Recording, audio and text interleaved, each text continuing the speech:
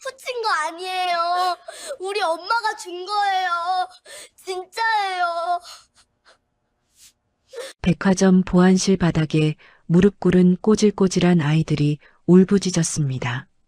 죽은 지 10년 된 내 아들의 블랙카드가 긁힌 것도 기가 막힌데 훔친 게 아니라 엄마가 준 거라니요. 분노에 차 아이의 멱살을 잡으려던 순간 형광등 불빛에 드러난 남자아이의 얼굴을 보고 저는 숨이 멎는 줄 알았습니다. 죽은 내 아들과 소름 끼치도록 닮은 눈매, 겁에 질려 고개를 숙인 아이의 귀 뒤, 그곳에 죽은 내 아들과 똑같은 그것을 확인한 순간 하늘이 무너지는 것 같았습니다. 10년 전 며느리를 내쫓을 때 그녀가 감싸 쥐었던 배가 헛배가 아니었던 겁니다. 저는 제 손으로 무슨 짓을 했던 걸까요? 사연 시작 전 구독과 좋아요 눌러주시면 오늘 하루 더 행복한 날이 되실 거예요. 진실의 사연 시작합니다. 안녕하세요. 저는 10년 전 금쪽 같은 아들을 가슴에 묻고 죄인처럼 살아온 김양자라고 합니다. 죽기 전에 딱 한 번만이라도 아들 얼굴을 다시 보는 게 소원이었는데 거짓말처럼 제 눈앞에 기적이 일어났습니다. 제 남은 생을 다 바쳐 지켜낸 눈물 없이는 들을 수 없는 그 기적 같은 이야기 한번 들어보시겠어요? 창밖에는 10년 전 내 아들 민우를 집어삼켰던 그날처럼 세상이 하얗게 질릴 정도로 폭설이 쏟아지고 있었습니다. 퍼붓는 눈발을 내려다보며 저는 습관처럼 독한 위스키 잔을 입으로 가져갔죠. 목구멍이 타들어가는 듯한 뜨거운 액체가 식도를 타고 내려갔지만 가슴 한가운데 꽝꽝 얼어붙은 얼음덩어리는 도무지 녹을 기미가 보이지 않았습니다. 70평이 넘는 이 넓은 거실에 혼자 앉아 눈 내리는 소리를 듣고 있으면 마치 저 눈송이 하나하나가 죽은 아들의 뼈가루 같다는 생각이 들어 숨이 턱턱 막혀옵니다. 넓은 저택 거실에는 고풍스러운 앤티크 시계가 초침을 옮기는 소리만 째깍째깍 울려 퍼지고 있었어요. 그 신경질적인 정막이 목을 조여올 때쯤 인터폰이 울렸습니다. 비서실장이었습니다. 회장님, 늦은 시간에 죄송합니다. 지시하신 사항 처리했습니다. 이번 달에도 한민우님 명의의 VIP 블랙카드 연회비 결제 완료되었고요. 등급 유지되셨습니다. 수화기 넘어 들려오는 비서실장의 건조한 보고에 저는 짧게 한숨을 내쉬었습니다. 그래요. 김 실장, 내가 저번에도 신신당부했지? 그 카드 절대 정지되면 안 된다고. 카드사 쪽에 압력을 넣든 돈을 쏟아붓든 유효기간 만료되기 전에 무조건 갱신해놔. 돈이 수천만 원이 들든 수억이 들든 상관없으니까 내 아들 이름 박힌 카드 하나는 무조건 살려놓으란 말이야. 알겠어? 네, 명심하겠습니다. 회장님 뜻대로 조치하겠습니다. 전화를 끄는 제 손은 미세하게 떨리고 있었습니다. 남들이 보면 미친 짓이라고 손가락질할 일이죠. 죽은 사람 명의의 카드를 10년째 살려두기 위해 매년 거액의 연회비를 내고 있다니요. 하지만 이건 제게 미련이자 지독한 집착이었습니다. 10년 전 차가운 눈길 위에서 심장이 멎어버린 내 아들 민우. 그 녀석의 이름이 박힌 신용카드가 살아있다는 전산상의 기록 하나가 이 늙은 어미가 아들의 흔적을 붙잡을 수 있는 유일한 끈이었습니다. 저는 탁자 위에 놓인 아들의 영정 사진을 집어들었습니다. 사진 속 민우는 티 없이 맑게 웃고 있었지만 제 기억 속 마지막 아들의 모습은 너무나 처참했습니다. 원래 우리 아들 민우는 이 그룹을 이끌어갈 후계자였습니다. 저는 녀석을 위해 정재계 거물급 집안의 딸과 혼담을 오가며 탄탄대로를 깔아두었죠. 그런데 어느 날 녀석이 어디서 족보도 없는 고아 출신의 여자 지은을 데리고 와서 제 앞에 무릎을 꿇더군요. 엄마, 죄송해요. 근데 나 이 사람 아니면 안 돼요. 이 사람이랑 결혼 못하면 평생 혼자 살겠습니다. 기가 찼습니다. 가진 거라곤 쥐뿔도 없는 여자가 내 아들을 홀려놓고 뻔뻔하게 고개를 들고 있는 꼴이라니. 배신감에 눈이 뒤집힌 저는 녀석에게 으름장을 놓았습니다. 그래, 네가 기어이 애미 뜻을 거스르겠다면 좋다. 대신 그 여자랑 살 거면 내 돈, 내 회사 다 포기하고 이 집에서 나가. 당장 내 몸뚱이 하나만 가지고 맨몸으로 나가란 말이다. 저는 확신했습니다. 평생 손에 물 한 방울 안 묻히고 귀하게 자란 녀석이 땡전 한 푼 없이 나가면 며칠이나 버티겠냐고. 일주일 아니 사흘이면 잘못했다고 빌며 기어들어올 거라고 믿었습니다. 하지만 아들은 정말로 그 여자 손을 잡고 집을 나갔습니다. 그리고 서울 변두리 곰팡이가 피는 낡아빠진 빌라에서 신혼살림을 시작하더군요. 최고급 수트를 입고 결제 서류를 보던 내 아들이 늘어진 티셔츠를 입고 대형마트 마감 세일 코너에서 1,000원짜리 콩나물 값을 아끼겠다고 흥정하고 있었습니다. 낡은 경차를 몰고 야근에 시달리며 코피를 쏟으면서도 그 여자가 웃으면 바보처럼 따라 웃더군요. 가슴이 찢어지는 것 같았습니다.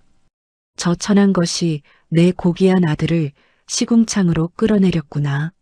며느리가 아들을 사랑해서가 아니라 내 아들의 인생을 갉아먹고 망치고 있다고 생각하니 증오가 불길처럼 타올랐습니다. 참다 못한 제가 사람을 시켜 몰래 강남 아파트와 안전한 외제차를 보냈었습니다. 제발 내 아들 고생 좀 그만 시키라고요. 하지만 며느리 지은은 그마저도 무참히 짓밟았죠. 어머님 마음만 받을게요. 저희 힘으로 살겠다고 말씀드렸잖아요. 이런 거 없어도 우리끼리 행복해요. 민우 씨도 저도 어머님 도움 없이 일어서고 싶어요. 그 건방진 목소리가 아직도 귓가에 윙윙거리는 듯 했습니다. 주제 파악도 못하고 자존심만 세우던 그 여자 때문에 결국 내 아들은 그 낡아빠진 똥차를 몰고 눈길을 헤매야 했습니다. 엄마, 지은이가 딸기 좋아해서요. 눈이 좀 오긴 하는데 금방 다녀올게요. 걱정하지 마세요. 그게 아들과의 마지막 통화가 될 줄은 꿈에도 몰랐습니다. 수화기 너머로 들리던 아들의 목소리는 조금 지쳐 보였습니다. 폭설이 쏟아지던 그 밤 미끄러운 도로 위에서 낡은 차는 제어를 잃고 가로수를 들이받았습니다. 평소 심장이 약했던 아들은 사고의 충격보다 차가 미끄러지는 순간의 공포를 이기지 못하고 급성 심장마비 쇼크가 왔습니다. 손쓸 새도 없이 싸늘한 주검이 되어 돌아왔다는 부검 결과를 들었을 때 제 세상은 산산조각이 나 무너져 내렸습니다. 장례식장은 눈물바다였습니다. 정재계 인사들이 화환을 보내고 조문을 왔지만 제 귀에는 아무것도 들리지 않았습니다. 오직 하나 구석에서 죄인처럼 울고 있는 며느리 지은의 울음소리만이 제 신경을 긁어댔습니다. 상복을 입고 혼절하듯 쓰러져 오는 며느리를 보며 저는 끓어오르는 분노를 참지 못하고 자리에서 벌떡 일어났습니다. 나가. 당장 내 눈앞에서 꺼져. 네가 죽인 거야. 내 그 잘난 자존심이 내 아들을 사지로 몬 거라고. 좋은 차만 탔어도 안전한 아파트에만 살았어도 내 아들 안 죽었어. 네가 딸기 타령만 안 했어도 내 아들 지금 살아있었을 거라고. 어머님, 잘못했어요. 제발이요. 어머니라고 부르지 마. 끔찍하니까. 내 아들 잡아먹고 너 혼자 살겠다고? 남편 죽여놓고 뻔뻔하게 내 앞에서 울어? 여기가 어디라고 감히 발을 들여?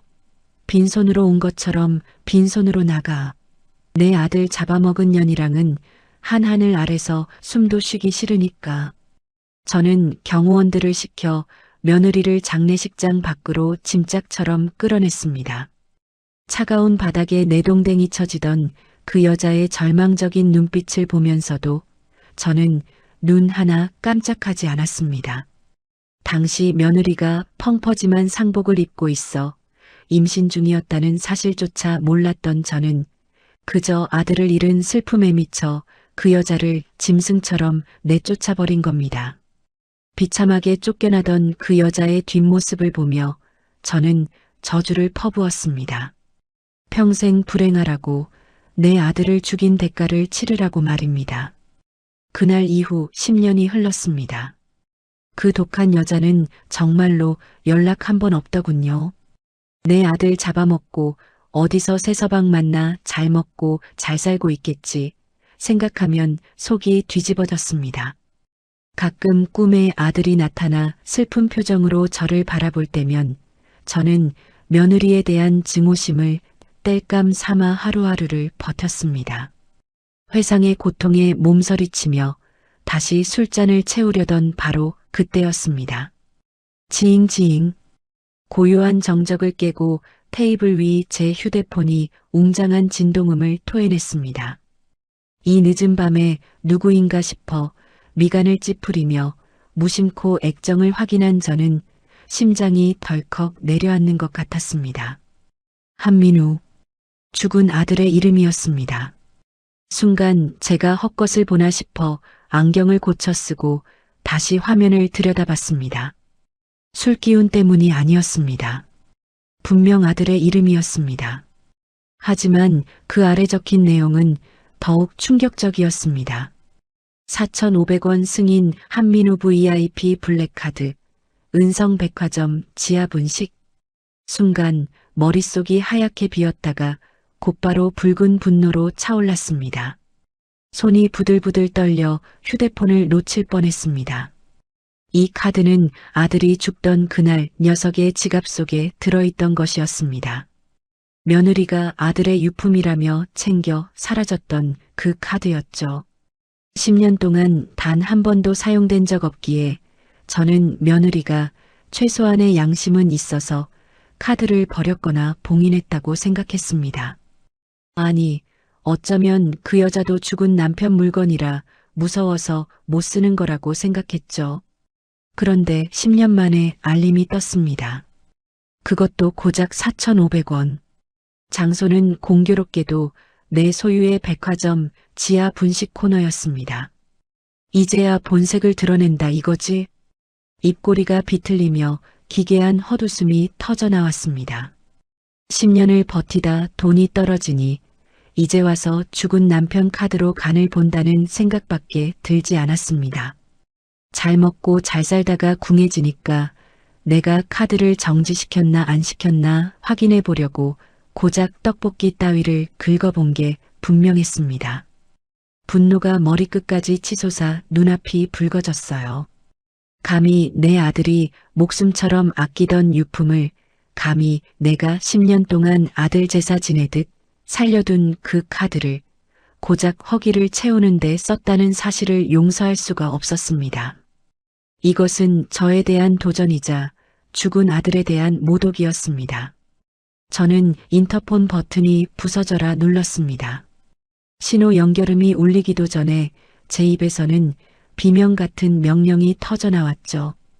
보안실장, 지금 당장 백화점 지하 1층 출입구 전면 폐쇄하세요. 개미 새끼 한 마리도 못 나가게 셔터 내리고 보안팀 전원 대기시켜요. 지금 거기서 긁힌 카드, 내 죽은 아들 민우 카드니까. 보안실장의 당황한 목소리가 수화기 너머로 들려왔지만 저는 대답을 기다리지 않고 전화기를 내던졌습니다. 1분 1초가 급했으니까요. 놈들이 도망칠 시간을 주어서는 안 됐습니다. 외투를 챙겨 입을 정신조차 없었습니다. 잠옷바람에 얇은 가디건 하나만 걸친 채 저는 맨발에 슬리퍼를 끌며 현관을 뛰쳐나갔습니다. 차라리 잘 됐다는 생각이 들더군요. 10년 동안 가슴속에서 썩어 문드러지던 이 지독한 분노를 마침내 쏟아부을 대상이 제 발로 걸어 들어왔으니까요. 대기하고 있던 기사가 제 형형한 눈빛을 보고는 불이 나게 차를 출발시켜 저택을 빠져나갔습니다. 차창 밖으로 10년 전 아들을 앗아갔던 그 눈보라가 더욱 거세게 휘몰아치고 있었습니다. 마치 아들의 원혼이 저를 부르는 것 같았죠. 저는 차가운 가죽 시트를 꽉 움켜쥐며 이를 악물었습니다. 10년 묵은 도끼가 서늘하게 제 눈을 덮었습니다. 지금 백화점 지하에 있는 게 며느리든 며느리가 시킨 누구든 오늘 내 손에 죽을 각오를 해야 할 겁니다. 백화점 정문에 도착했을 때는 이미 30분이 지난 후였습니다. 기사가 브레이크를 거칠게 밟자 육중한 세단이 끼익 소리를 내며 멈춰 섰습니다. 차 문이 열리기도 전에 저는 밖으로 뛰쳐나갔어요. 얇은 슬리퍼 사이로 스며드는 눈발의 차가운 감촉조차 느껴지지 않을 만큼 제 머릿속은 오직 그 괘씸한 도둑들을 잡아야겠다는 생각으로 펄펄 끓고 있었으니까요. 미리 연락을 받은 지점장이 사색이 된 얼굴로 뛰어와 허리를 90도로 굽혔습니다. 그 뒤로 보안 요원들이 줄지어 서 있었지만 제 눈에는 아무것도 들어오지 않았습니다. 잡았습니까? 그 카드 쓴 사람 확보했냐고. 네, 지하 보안실에 잡아뒀습니다. 저기 근데 회장님 그게... 지점장이 무언가 곤란한 듯 말을 더듬었지만 저는 그를 거칠게 밀치고 성큼성큼 걸음을 옮겼습니다. 또각또각 대리석 바닥을 울리는 제 슬리퍼 소리가 마치 처형대로 향하는 발소리처럼 서늘하게 울려 퍼졌습니다. 지하 1층 보안실 앞은 이미 구경꾼들로 북적이고 있었습니다. 웅성거리는 소음 사이로 보안 요원의 표독스러운 고함이 문틈을 비집고 흘러나왔습니다. 바른대로 말 안 해? 이 비싼 카드를 너희 같은 꼬맹이들이 어떻게 가지고 있어? 훔친 거지? 주인 지갑 털어서 나온 거 맞잖아. 아니에요. 진짜 아니에요. 가늘게 떨리는 아이의 울음소리가 들렸습니다. 저는 미간을 확 찌푸렸습니다. 어린애들? 순간 며느리 지은이가 어린애들을 앞세워 도둑질을 시킨 게 분명하다는 생각이 들었습니다. 어디서 굴러먹던 애들을 앵벌이로 고용했는지 아니면 그새 딴 놈이랑 배 맞아서 낳은 애새끼들을 이용하는 건지 몰라도 결국엔 애들 등 뒤에 숨어 동정심 유발하는 짓거리나 하고 있다니. 10년 전 자존심 운운하던 그 패기는 어디 가고 이런 시궁창 같은 짓을 벌이는지 기가 차서 말이 안 나올 지경이었습니다. 비켜. 당장 문 여세요. 제가 소리치자 보안 요원들이 홍해 갈라지듯 길을 텄습니다. 저는 닫혀있던 보안실 철문을 발로 걷어차듯 밀고 들어갔습니다. 어떤 놈들이 내 아들 카드를... 호통을 치며 들어선 제 시선이 허공에서 딱 멈췄습니다. 당연히 뻔뻔한 얼굴을 한 며느리가 있을 거라 생각했습니다. 아니면 덩치 큰 공범이라도 있을 줄 알았죠. 하지만 제 눈앞에 펼쳐진 광경은 예상과 전혀 달랐습니다. 형광등 불빛이 창백하게 쏟아지는 차가운 조사실 바닥. 그 구석에 10살 남짓되어 보이는 조그만 아이들이 서로를 끌어안고 바들바들 떨고 있었습니다. 얇은 패딩 점퍼는 때가 꼬질꼬질하게 묻어 본래의 색을 알아볼 수 없었고 신발은 다 해져서 발가락이 보일 정도였습니다. 마치 길거리를 떠도는 짐승 새끼들 같은 몰골이었습니다. 회장님, 이 녀석들이... 카드를 뺏어든 보안팀장이 저를 보고 당황해서 말을 더듬었습니다. 저는 놈의 손에서 낚아채듯 카드를 빼앗았습니다. 손끝에 닿는 차가운 플라스틱의 감촉. 10년 전 아들의 지갑에 들어있던 바로 그 카드였습니다. 뒷면 서명란에 적힌 아들의 필체를 보는 순간 심장이 쿵 하고 내려앉는 것 같았습니다. 너희들 뭐냐? 이 카드 어디서 났어? 제가 카드를 들이밀며 묻자 남자아이가 움찔하며 여자아이를 제 등 뒤로 숨겼습니다. 잔뜩 겁에 질려 있었지만 그 눈빛만은 묘하게 살아 있었습니다. 훔친 거 아니에요. 거짓말하지 마. 이 카드가 어떤 카드인 줄 알고. 너희 같은 애들이 만질 물건이 아니란 말이다. 너희 엄마 어디 있어? 누가 시킨 거니? 제가 악을 쓰며 다가가자 아이들은 비명을 지르며 구석으로 더 파고들었습니다. 보안 요원이 험악하게 아이의 어깨를 잡아채며 거들었습니다. 임마, 회장님이 묻잖아. 너희 엄마 어디 있냐니까. 아저씨 아파요. 놓으세요. 보안 요원의 손에 휘둘려 남자아이의 고개가 뒤로 젖혀졌습니다. 그 순간 형광등 불빛이 아이의 얼굴을 정면으로 비췄습니다. 저는 숨을 들이켜다 사례가 들린 사람처럼 컥 하고 멈췄습니다. 시간이 정지한 것 같았습니다. 그 아이의 얼굴, 겁에 질려 파르르 떨리는 속눈썹, 오뚝하게 솟은 콧날, 그리고 얇지만 고집스러워 보이는 입술. 그건 10년 전, 아니 30년 전 제품에 안겨 방긋거리던 어린 시절의 민우였습니다. 죽은 아들이 다시 살아 돌아와 제 앞에 앉아 있는 것 같은 착각이 들 정도로 아이는 민우와 소름 끼치도록 닮아 있었습니다. 손이 덜덜 떨려 말이 제대로 나오지 않았습니다. 세상에 닮은 사람은 많다지만 이건 도를 지나쳤습니다. 우연이라고 하기엔 너무나 잔인한 장난 같았습니다. 저는 홀린 듯 비틀거리며 아이 앞으로 다가갔습니다. 보안팀장을 밀쳐내고 아이의 멱살을 잡으려던 손을 멈추고 아이의 얼굴을 뚫어지게 쳐다봤습니다. 가까이서 보니 더 기가 막혔습니다. 눈매며 눈동자 색깔까지 제 아들과 판박이었습니다. 설마 아니겠지. 내 아들이 죽은 게 언젠데. 10년이야. 10년이 지났는데 이런 아이가 있을 리가 없어. 하지만 제 본능은 이성보다 빠르게 움직이고 있었습니다. 저는 떨리는 손을 뻗어 남자아이 연호의 헝클어진 머리카락을 귀 뒤로 넘겼습니다. 하지 마세요. 연호가 고개를 흔들며 저항했지만 제 눈은 이미 그곳에 박혀 있었습니다. 오른쪽 귀 뒤, 그곳에 선명하게 찍혀 있는 붉은 반달 모양의 점. 이건 다리에 힘이 풀려 그 자리에 주저앉을 뻔했습니다. 그건 단순한 점이 아니었습니다.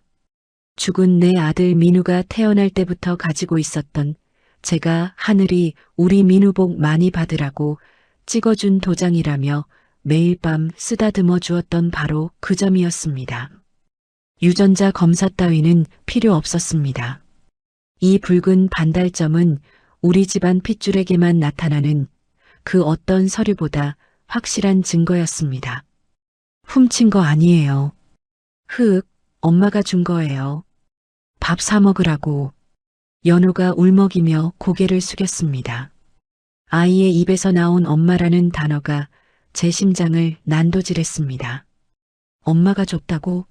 너희 엄마 이름이 무엇이냐? 떨리는 목소리로 물었습니다. 그러자 연호는 박지은이요. 라고 기어가는 목소리로 대답했죠. 저는 미친 사람처럼 옆에 있는 여자아이 연서에게로 손을 뻗었습니다. 연호가 고개를 도리질하며 필사적으로 막으려 했지만 제 손길을 당해낼 수는 없었습니다. 연서의 가늘고 힘없는 머리카락을 젖혔습니다. 세상에, 연서의 귀 뒤에도 연호보다는 희미하지만 분명히 같은 위치에 붉은 반달점이 박혀 있었습니다. 입에서 바람 빠지는 소리만 새어나왔습니다. 저는 바닥에 털썩 주저앉아 버렸습니다. 눈앞이 핑 돌며 현기증이 일었습니다. 제 눈앞에 있는 이 꾀죄죄한 아이들.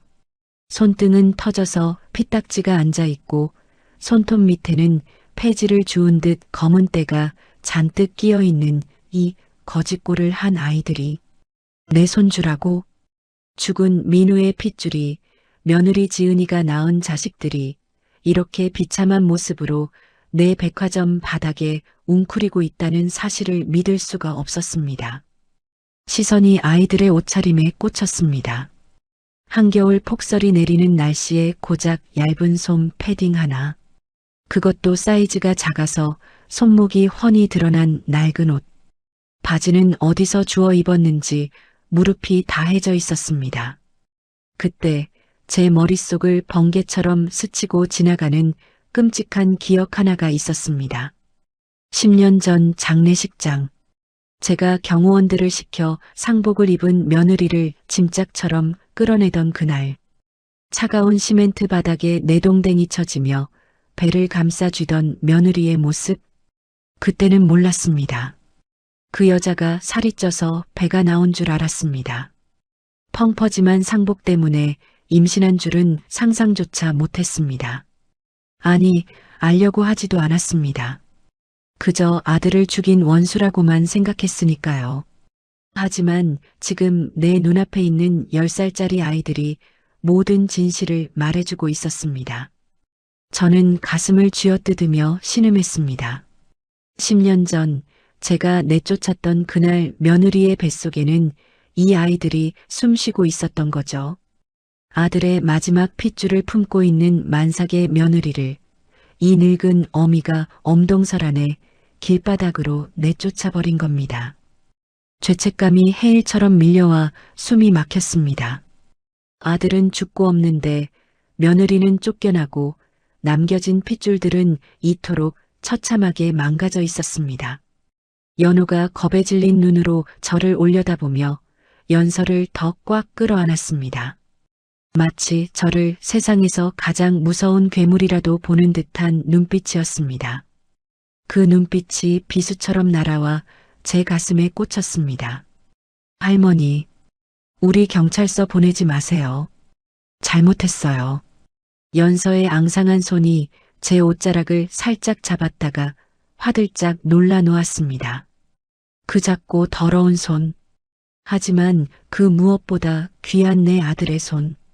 저는 떨리는 손을 뻗어 아이들을 만지려 했지만 차마 닿을 수가 없었습니다. 내 손이 닿으면 이 아이들이 더러워지기라도 할까봐 혹은 바스러지기라도 할까봐 두려웠습니다.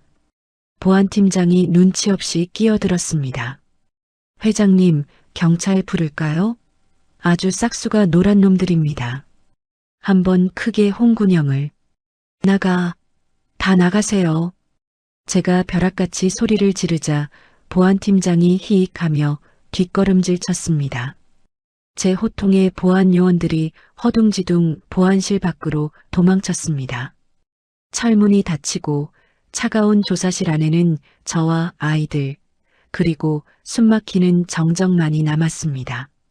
저는 무릎으로 기어가 아이들 앞에 엎드렸습니다. 억만금을 가진 회장이 아니라 죄를 지은 죄인의 모습으로 미안하다. 미안해. 내가 몰라봤어. 내가 너희 할미다. 목구멍에서 뜨거운 덩어리가 치밀어 올랐습니다. 하지만 아이들은 제 사과를 이해하지 못한 채 여전히 공포에 질려 서로의 체온에 의지하고 있을 뿐이었습니다. 이 아이들을 이렇게 만든 게 바로 나라는 사실이 제 심장을 갈갈이 찢어놓고 있었습니다. 바닥에 엎드린 제 무릎 위로 아이들의 눈물이 툭툭 떨어지고 있었습니다. 제가 쏟아내는 참회와 아이들의 흐느낌이 뒤섞여 보안실 안을 무거운 슬픔으로 채우고 있었죠. 10년 만에 만난 핏줄을 이런 꼴로 마주하다니 하늘이 저를 벌하는 게 분명했습니다. 그때 제 품에서 바들바들 떨던 연호가 조심스럽게 고개를 들었습니다.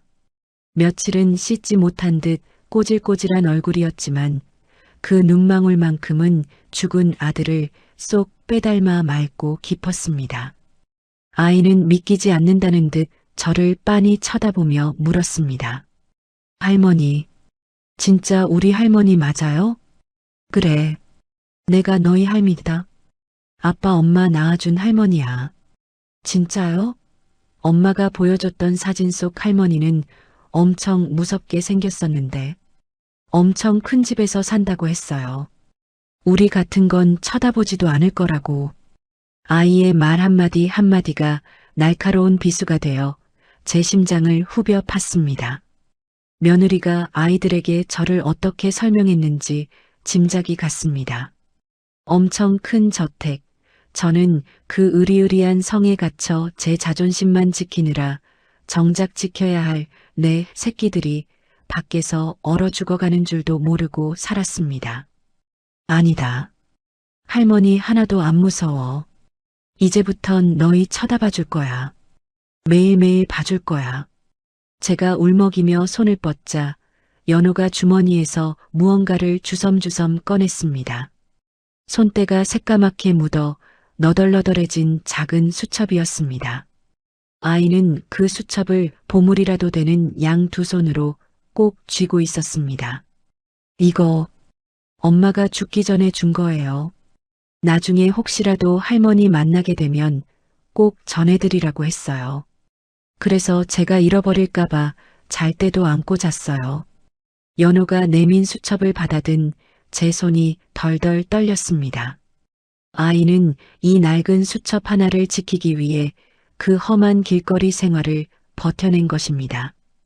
표지를 넘기자 익숙한 며느리 지은의 필체가 눈에 들어왔습니다. 꾹꾹 눌러 쓴 글씨 위로 오래된 눈물 자국이 얼룩덜룩하게 번져 있었습니다. 저는 떨리는 숨을 내쉬며 첫 장을 읽어 내려갔습니다. 어머님께 이 글을 읽으실 때쯤이면 저는 아마 이 세상 사람이 아니겠네요. 죄송합니다. 끝까지 어머님 마음에 들지 못한 며느리라서요. 어머님이 주신 그 카드 차마 쓸 수가 없었어요. 남편 목숨값으로 받은 것 같아서 그걸 쓰면 제가 정말 남편을 돈 때문에 죽인 여자가 되는 것 같아서요. 그래서 10년 동안 굶으면서도 그 카드는 건드리지 않았습니다. 제 마지막 자존심이었어요. 가슴이 먹먹해져 왔습니다.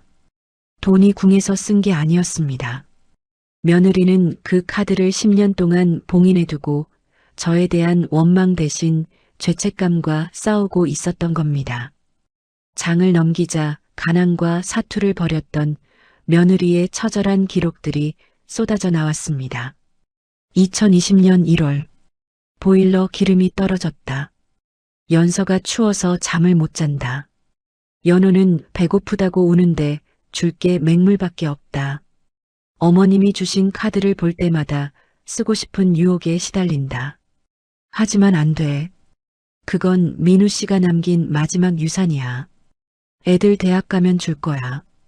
2022년 5월 식당 설거지 일을 하다가 손목을 다쳤다. 약값이 모자라서 파스 한 장을 붙였더니 우리 연서가 내 손을 호호 불어준다. 민우 씨 보고 싶어. 나 너무 힘들어. 어머님한테 연락하고 싶어. 무릎 꿇고 빌면 애들은 받아주실까? 아니야, 빈손으로 나가라고 하셨잖아.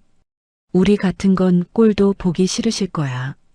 아, 입에서 짐승 같은 신음이 터져 나왔습니다.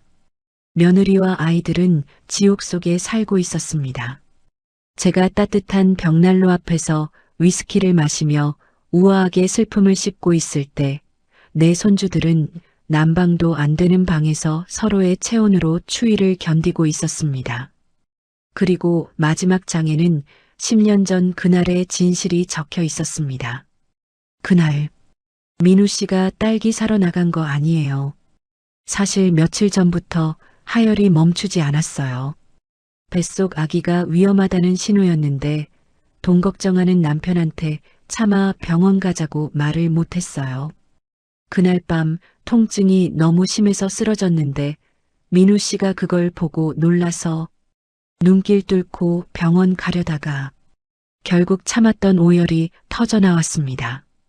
딸기가 아니었습니다. 제 철없는 오해가 만들어낸 딸기 심부름이 아니었습니다. 아들은 아픈 아내와 뱃속의 아이들을 살리기 위해 그 폭설을 뚫고 운전대를 잡았던 겁니다. 가장으로서 처자식을 지키려다 사고를 당한 것이었습니다. 그런 줄도 모르고 나는 그런 줄도 모르고 네가 딸기 타령만 안 했어도 내 아들 살았다며 만삭의 며느리를 짐승처럼 내쫓았습니다. 지은아, 아가, 내가 죽일년이다. 내가 너랑 민우 둘 다 죽였어.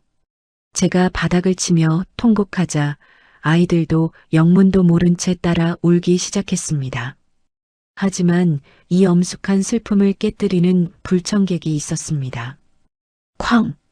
닫혀있던 철문이 부서져라 열리며 역겨운 알코올 냄새가 훅 끼쳐 들어왔습니다.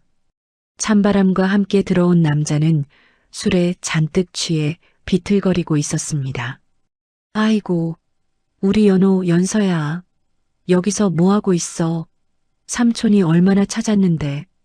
남자는 과장된 몸짓으로 아이들에게 달려들었습니다. 저는 그가 누군지 단번에 알아봤습니다. 며느리 지은의 하나뿐인 혈육이자 집안의 골칫덩어리였던 친오빠 박기태였습니다. 10년 전 뒷조사를 했을 때 도박 중독의 빚쟁이들에게 쫓겨다니던 인간 말종이었죠. 박기태는 보호자인 척 아이들을 감싸 안는 신용을 했지만 제 눈은 속일 수 없었습니다. 놈은 아이들을 안아주는 척하면서 은근슬쩍 연호의 등짝을 손가락으로 비틀어 꼬집고 있었으니까요. 아! 연호가 짧은 비명을 지르며 몸을 움츠렸습니다. 이것들이 내가 얌전히 있으라고 했지. 왜 엄한 데 와서 도둑질이야, 도둑질이.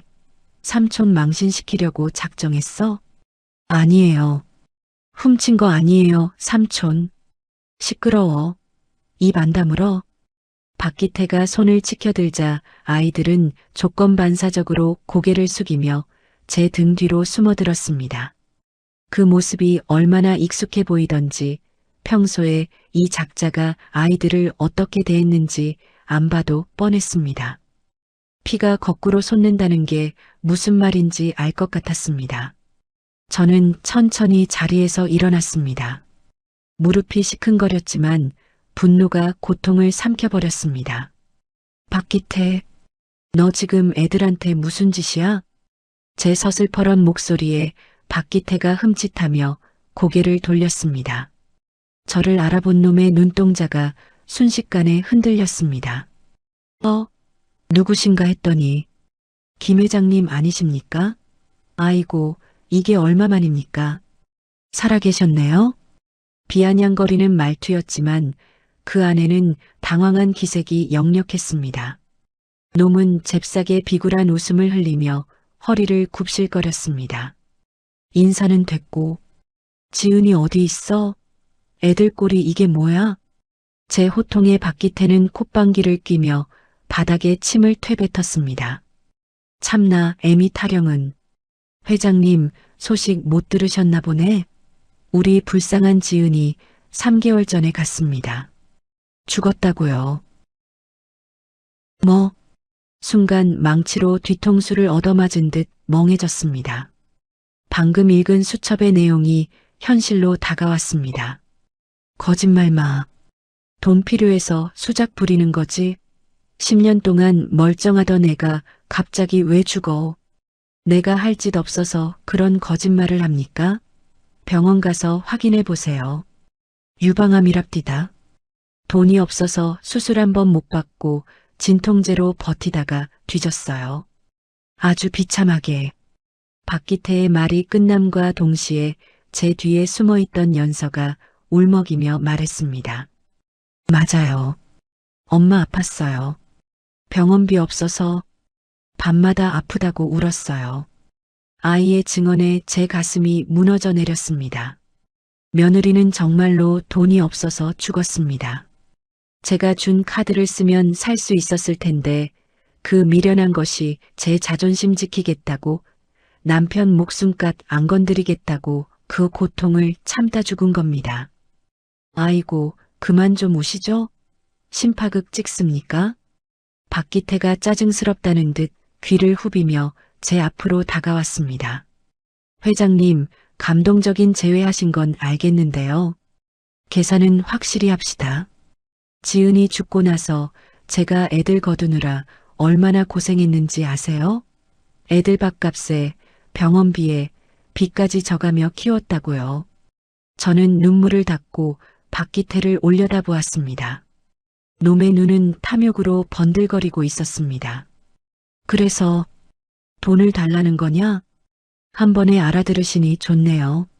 지은이 그 독한 년이 10년 동안 안 쓰고 꽁꽁 숨겨뒀던 민우 매제 사망보험금이랑 이번에 지은이 죽고 나서 나온 보험금까지 제가 애들 키우고 뒷수습하느라 좀 썼습니다. 근데도 모자라더라고요. 회장님이 손주들 데려가실 거면 양육비랑 위자료는 두둑하게 챙겨주셔야죠. 한 50억? 그 정도는 회장님한테는 껌값이죠? 기가 막혀서 헛웃음이 나왔습니다. 수첩에는 지은이가 병원비가 없어 진통제로 버텼다고 적혀 있었습니다. 그런데 병원비로 다 썼다니요. 너, 지은이 목숨값까지 싹 다 도박으로 날렸지? 제 차가운 일갈에 박기태의 눈썹이 꿈틀거렸습니다. 전곡을 찔린 자의 당혹감이 얼굴에 스쳤습니다. 아니, 나 그런 사람 아니오시다. 내가 도박 끊은 지가 언젠데. 거짓말하지 마. 애들 꼴을 봐. 이게 50억 써서 키운 애들 몰골이야? 신발은 다 뜯어지고 옷은 걸레짝 같고 아이들 밥은 제대로 먹였어? 박기태가 뻔뻔하게 대꾸하려 하자 제 뒤에 숨어있던 연호가 용기를 내어 소리쳤습니다. 삼촌이 엄마 통장을 다 가져가고 돈 못 벌어오면 밥도 안 줬다는 아이의 비명 같은 폭로가 터져 나왔습니다. 이 새끼가 확 박기태가 손을 들어 때리려는 신용을 하자 연호와 연서가 비명을 지르며 제 다리에 매달렸습니다. 아이들의 앙상한 팔목에 시퍼렇게 든 멍 자국들이 이제야 선명하게 보였습니다. 놈은 보호자가 아니었습니다. 내 손주들의 고열을 빨아먹는 기생충이자 악마였습니다. 제 눈에서 눈물이 마르고 차가운 살기가 피어올랐습니다. 더 이상 슬퍼하고 있을 때가 아니었습니다. 지금은 이 아이들을 저 악마의 소나기에서 구해내야 할 때였습니다. 저는 박기태를 향해 싸늘하게 미소 지었습니다. 돈? 그래, 주마. 아주 넘치게 주지. 역시 회장님 통이 크시네. 계좌번호 불러드릴까요? 아니, 계좌로 보낼 필요 없어. 직접 줄 테니까. 저는 자리에서 천천히 일어났습니다. 아이들을 제 등 뒤로 완전히 숨기고 박기태를 정면으로 노려보았습니다. 근데 박기태, 너 실수했어. 내가 돈만 많은 노인네인 줄 알았나 본데 나 사람 묻어버리는 건 돈 쓰는 것보다 더 잘하거든. 박기태가 영문을 모르겠다는 표정으로 저를 쳐다봤습니다. 저는 주머니 속에 있던 비상 호출 버튼을 꽉 움켜쥐었습니다. 이 버튼을 누르면 저 쓰레기를 처리할 사냥개들이 풀려날 것입니다. 속으로 명령을 내리는 제 손에 힘이 들어갔습니다. 이제부터는 자비 없는 사냥의 시간이었습니다. 박기태는 제가 주머니 속에서 비상 호출 버튼을 누른 줄도 모르고 그저 돈을 준다는 말에 눈이 뒤집혀 킬킬거리며 희해낙낙했습니다. 입꼬리가 귀에 걸린 채 침을 튀기며 더러운 손을 뻗어오는 꼴을 보니 당장이라도 그 손목을 비틀어버리고 싶더군요. 하지만 저는 차갑게 가라앉은 눈으로 놈을 응시하며 뒷걸음질 쳤습니다. 놈은 그제야 제 분위기가 심상치 않다는 걸 본능적으로 감지했나 봅니다. 탐욕으로 번들거리던 눈동자가 순식간에 의구심으로 바뀌더니 이내 비열한 본색을 드러냈습니다. 놈은 제가 시간을 끈다고 판단했는지 갑자기 표정을 싹 바꾸고 제 뒤에 숨어있던 연호의 팔목을 거칠게 낚아챘습니다. 아파요. 아이의 비명소리가 제 심장을 긁어내렸습니다. 박기태는 연호를 방패막이 사마보안실 문 쪽으로 질질 끌고 가기 시작했습니다. 돈 내놓기 전엔 한 발자국도 못 가. 억울하면 지금이라도 내놓든가. 연서까지 덩달아 끌려가며 자지러지게 울음을 터뜨렸습니다. 아이들이 제 바짓가랑이를 붙잡고 필사적으로 버텼지만 성인 남자의 악력을 당해낼 수는 없었습니다. 제 눈앞에서 손주들이 짐승에게 끌려가는 꼴을 보고 있자니 머릿속 혈관이 터질 것만 같았습니다. 당장이라도 달려들어 놈의 살점을 뜯어내고 싶었지만 그럴 필요가 없었습니다. 심판의 시간이 도래했으니까요. 우웅 우웅. 건물 전체를 울리는 낮고 묵직한 진동음이 발바닥을 타고 전해져 왔습니다. 처음에는 미세한 지진인가 싶었지만 순식간에 그 소리는 거대한 해일처럼 커져 보안실의 철제 책상을 덜덜 떨게 만들었습니다. 아이들을 끌고 가던 박기태도 그 기이한 진동에 놀라 걸음을 멈추고 두리번거렸습니다. 쿵, 쿵. 그것은 발소리였습니다. 한두 명의 발소리가 아니었습니다. 수십 개의 군화가 오차없이 동시에 대리석 바닥을 찍어 누르는 소리. 마치 거대한 군대가 진격해오는 듯한 압도적인 소음이 복도 끝에서부터 쓰나미처럼 밀려오고 있었습니다. 공기마저 무겁게 짓누르는 위압감이었습니다.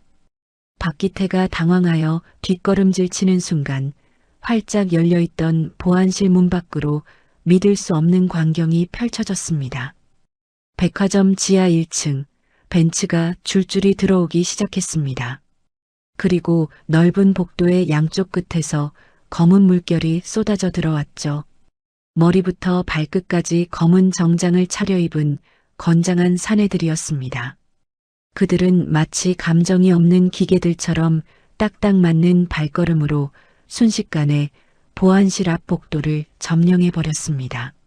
하나, 둘, 셋. 눈으로 세기조차 버거운 50여 명의 인원이었습니다.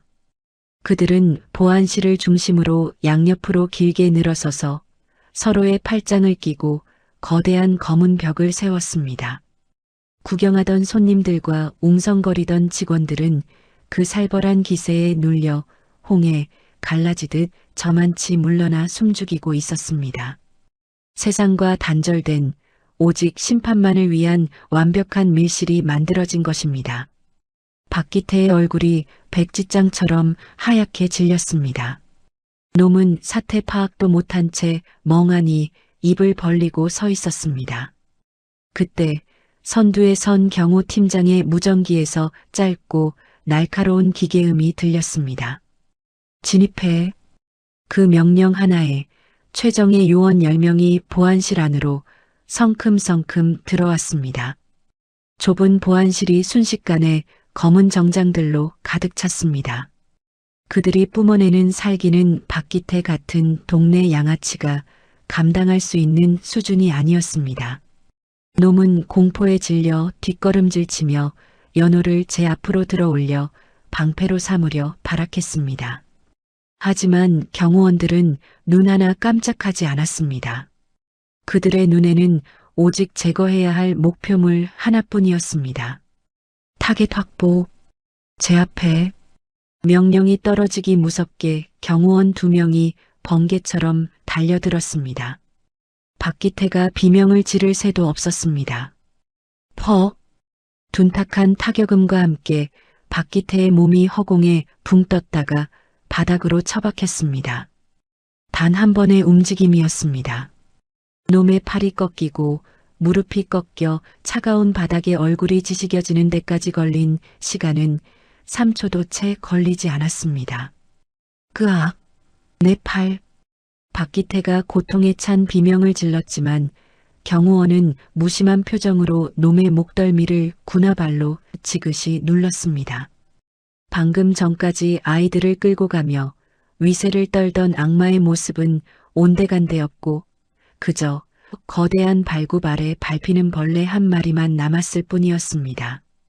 상황이 정리되자 저는 덜덜 떨고 있는 아이들에게 다가갔습니다. 아이들은 너무 놀라 울음조차 멈춘 채 눈만 동그랗게 뜨고 이 비현실적인 광경을 바라보고 있었습니다. 괜찮다. 이제 괜찮아. 할머니가 왔잖니. 저는 아이들을 제 등 뒤로 안전하게 숨긴 뒤 천천히 박기태 앞으로 걸어갔습니다. 바닥에 납작 엎드린 채 저를 올려다보는 놈의 눈에 공포가 서려 있었습니다. 살려달라고 애원하는 눈빛이었지만 제 마음속 얼음은 조금도 녹지 않았습니다. 저는 허리를 숙여 박기태의 눈을 똑바로 응시하며 낮게 으르렁거렸습니다. 잘 들어라. 내 며느리 목숨값 가로챈 죄. 그리고 내 금쪽 같은 손주들을 앵벌이 시키고 학대한 죄. 법이 허용하는 모든 수단을 동원해서 널 찢어 죽여줄 테니까. 박기태가 무어라 변명하려 입을 벙긋거렸지만 저는 말을 자르고 싸늘하게 웃어주었습니다. 내 목숨으로 갚아. 그리고 명심해. 앞으로 내 손주들 눈에 한 번이라도 더 띄거나 그림자라도 비치면 그때는 백화점 바닥이 아니라 어느 야산 땅바닥에 묻혀있게 될 거다. 알겠나? 박기태는 대답 대신 공포에 질려 고개를 미친 듯이 끄덕였습니다. 눈물 콧물로 범벅이 된 얼굴이 가관이었습니다. 저는 더 볼 것도 없다는 듯 경호 팀장에게 손짓했습니다. 경찰서로 넘겨. 법무팀에서 증거자료 다 보냈다고 전해. 경호원들이 박기태를 짐짝처럼 들어올렸습니다. 질질 끌려나가는 놈의 비명이 복도 끝으로 멀어지자 보안실 안에는 다시 정적이 찾아왔습니다. 저는 숨을 고르며 주위를 둘러보았습니다. 구석에서 파랗게 질린 채 서 있는 지점장과 보안팀장이 보였습니다. 그들은 제가 박기태를 처리하는 과정을 보고 다리가 풀렸는지 서로를 부축하고 있었습니다. 저와 눈이 마주치자 그들은 화들짝 놀라며 바닥에 머리를 박고 엎드렸습니다. 하지만 저는 그들이 눈에 들어오지도 않았죠. 지금은 아이들을 챙기는 게 우선이었습니다. 저는 아이들을 돌아보았습니다. 연호와 연서는 여전히 제 옷자락을 꼭 쥔 채 믿을 수 없다는 표정으로 저를 올려다보고 있었습니다. 넝마 같은 옷을 입은 아이들과 최고급 정장을 입은 저, 그리고 우리를 둘러싼 검은 양복의 사내들. 아이들에게는 이 모든 게 꿈처럼 느껴졌을 겁니다. 가자, 아가들아. 집에 가자. 제가 아이들의 손을 잡자 연호가 조심스럽게 물었습니다. 할머니, 이 아저씨들 다 누구예요? 우리 잡으러 온 거 아니에요? 아니야. 좋은 분들이시지. 이제 아무도 너희 못 건드려. 할미가 약속하마. 저는 아이들을 양옆에 끼고 보안실을 나섰습니다. 문을 나서자 복도를 가득 메운 40명의 경호원이 일제히 허리를 90도로 굽히며 인사했습니다. 아이들은 눈을 휘둥그레 뜨고 입을 다물지 못했습니다. 조금 전까지 도둑 취급을 받으며 끌려다니던 아이들이 순식간에 왕족 같은 대우를 받게 된 것입니다. 우리는 경호원들이 만들어준 인간 터널을 통과해 걸어갔습니다. 수많은 사람이 웅성거리며 쳐다봤지만 그 누구의 시선도 카메라도 우리를 뚫고 들어오지 못했습니다. 든든한 검은 벽이 우리를 세상의 비난과 위험으로부터 완벽하게 격리해주고 있었으니까요. 그 길고 긴 터널을 지나는 동안 저는 아이들의 손을 단 한 번도 놓지 않았습니다. 제 손에서 전해지는 온기가 아이들의 얼어붙은 마음을 조금이라도 녹여주길 바라면서요. 1층 정문 앞에는 이미 제가 호출한 최고급 리무진이 엔진을 켠 채 대기하고 있었습니다. 기사가 뒷문을 활짝 열고 대기했습니다. 아이들은 으리으리한 차를 보자 주눅이 든 듯 쭈뼛거리며 신발을 벗으려 했습니다. 흙투성이 운동화가 깨끗한 차를 더럽힐까봐 걱정하는 그 모습에 가슴이 또 한 번 미어졌습니다. 아니야, 괜찮아. 더러워져도 돼. 제가 아이들을 억지로 차 안으로 밀어넣고 저도 따라 탔습니다. 묵직한 문이 텅 소리를 내며 닫혔습니다. 외부의 소음과 차가운 공기가 완벽하게 차단된 차 안은 고요하고 따뜻했습니다. 차가 부드럽게 출발하자 그제야 팽팽했던 긴장이 툭 하고 끊어졌습니다. 할머니, 연서가 제 품으로 파고들며 참았던 울음을 터뜨렸습니다.